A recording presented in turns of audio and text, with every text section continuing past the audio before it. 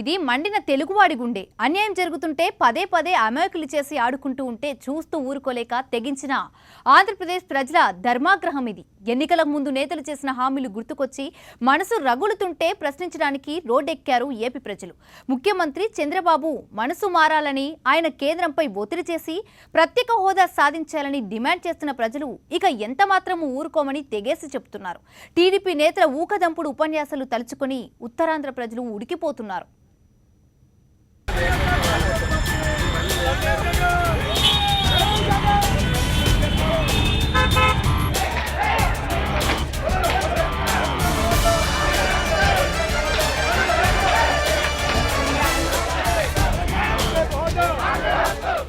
ఉత్తరాంధ్రలోని శ్రీకాకుళం, విశాఖపట్నం, విజయనగరం జిల్లాలు ఎన్నెన్నో ప్రత్యేకతలు గల జిల్లాలు. కోస్తా తీరం ఎక్కువగా ఉండడంతో దానివల్ల కలిగే లబ్ధే కాదు, ప్రకృతి ప్రళయ గర్జనలు కూడా తప్పడం లేదు.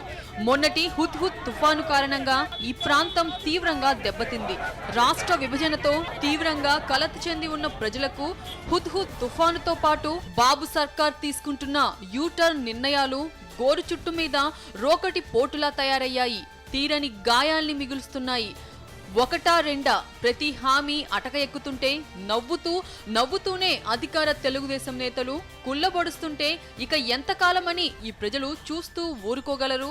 16 నెలల కాలంలో తెలుగుదేశం పార్టీ ప్రభుత్వం అధికారంలోకి వచ్చిన తర్వాత దోచుకున్నదే దాదాపు 1,00,000 కోట్ల రూపాయలు పైగా దోచుకున్నారు. ముఖ్యంగా ఇసుకలో 25,000 కోట్ల రూపాయలు దోచుకున్నారని చెప్పి సాక్షాత్ తెలుగుదేశం పార్టీ శాసనసభ్యులు మంత్రులు మాట్లాడుకున్న పరిస్థితి.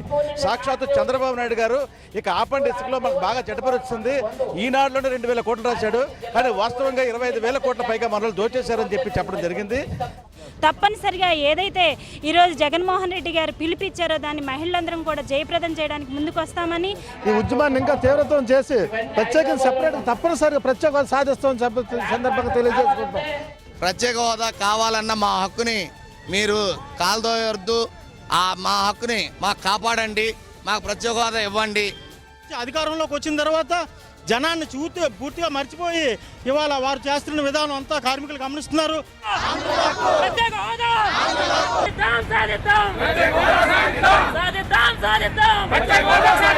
పార్టీలకు అతీతంగా ఈ రోజు ప్రత్యేక హోదా వస్తేనే ఈ రాష్ట్రం బాగుపడుతుంది అన్నటువంటి ఏకైక నినాదంతో ఈ రోజు ప్రజలందరూ కూడా ప్రత్యేక హోదాకి ఏ నాయకుడైతే సపోర్ట్ చేస్తారో ఆ నాయకుడి మా మద్దతు పార్టీలకి, ప్రాంతాలకి అతీతంగా, మతాలకి, కులాలకి అతీతంగా మేము సపోర్ట్ చేస్తాము. రోజు రోజుకి పోరాటాలు ఉధృతం అవుతాయి. జగన్మోహన్ రెడ్డి గారు ఎలాగ ప్రాణత్యాగానికి కూడా ఆయన సిద్ధపడ్డారు. లక్షలాది కోట్ల రూపాయలు ఈ రాష్ట్రానికి పెట్టుబడులు వస్తాయి కాబట్టి దీన్ని కార్మిక వర్గం అంతా కూడా సమర్థిస్తుంది. ఖచ్చితంగా ప్రత్యేక హోదా కావాలని జగన్మోహన్ రెడ్డి గారు చేసే దీక్షకి కార్మిక వర్గం అంతా మద్దతు తెలియజేస్తుంది. ఇది ప్రజా ఉద్యమం, ఇది జనం గుండె చప్పుడు. ప్రతిపక్ష నేత వైఎస్ జగన్ కు అండగా నిలిచిన ప్రజల ధర్మాగ్రహం ఇది. రుణమాఫీ మోసానికి గురైన రైతన్న ఆవేదన ఇది. ఉద్యోగం వస్తుందో రాదో తెలియక కలత చెందుతున్న విద్యార్థి నిరసనాగ్రహం ఇది. కళ్ల ముందు త్రిశంకు స్వర్గం చూపిన అధికార పార్టీ నేతల చర్యలు తలుచుకొని మండిపడుతున్న ప్రజలు ఇప్పుడు తెలుగుదేశం ప్రభుత్వాన్ని తీవ్ర స్వరంతో ప్రశ్నిస్తున్నారు.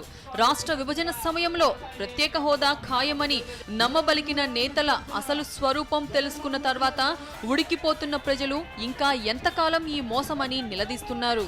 విద్యార్థులకి, నిరుద్యోగులకి ఉద్యోగాలు రావాలని మరి ఈరోజు యువకులు మరి స్టూడెంట్స్ అందరూ కూడా ఈరోజు పైడితల్లమ్మ వారికి ప్రత్యేక పూజలు చేసి కొబ్బరికాయలు కొడుతున్నారు.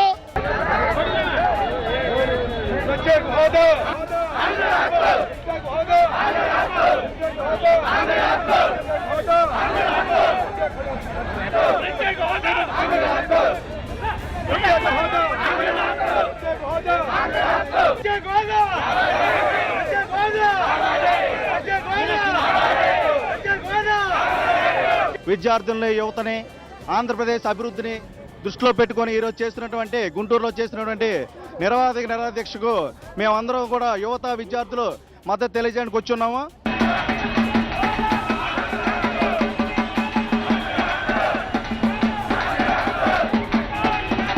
సమైక్య హోరులో వినిపించినటువంటి విజయనగరం యువత అప్పుడు ప్రత్యేక హోదా కోసం జగన్మోహన్ రెడ్డి 4వ రోజుకు చేరిన దీక్షకు సంఘీభంగా వేలాదిగా తరలి వచ్చి విజయనగరంలో తమ ప్రత్యేక హోదా గళాన్ని భారీగా వినిపిస్తున్నటువంటి పరిస్థితి మనకి ఇక్కడ కనిపిస్తుంది.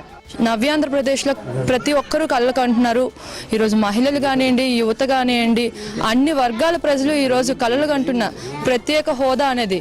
నిరవధిక నిరాహార దీక్ష చేస్తున్న సందర్భంగా మరి ముఖలింగేశ్వరుని తాలూకా దీవెనలు కావాలని, ఆశీస్సులు కావాలని చెప్పి మహిళా సోదరీమణులందరూ ఈవేళ పెద్ద ఎత్తున మరి ఇక్కడ పూజలు చేసి, కుంకుమ పూజలు చేసి, పల్లెల నుంచి పట్టణాల దాకా, గ్రామాల నుంచి నగరాల దాకా ప్రతి అభివృద్ధి కార్యక్రమంలో విద్య, ఉద్యోగ, ఉపాధి రంగాల్లో ప్రజలకు అనేక విధాలుగా అండగా ఉండేదే ప్రత్యేక హోదా.